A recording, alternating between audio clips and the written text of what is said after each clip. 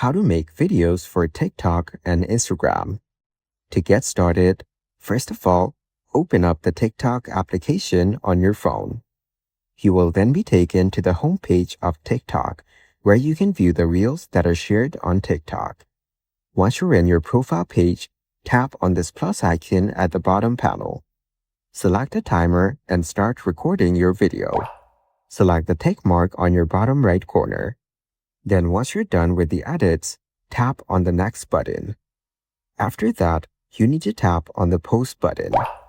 Once the video has been posted, tap on the profile icon at the bottom right corner.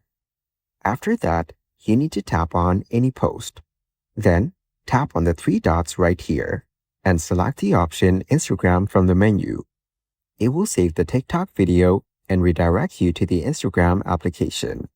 You can either post it on Story or on Reels, or send a direct message to your friends on Instagram. So, by following these steps, you can make videos for TikTok and Instagram.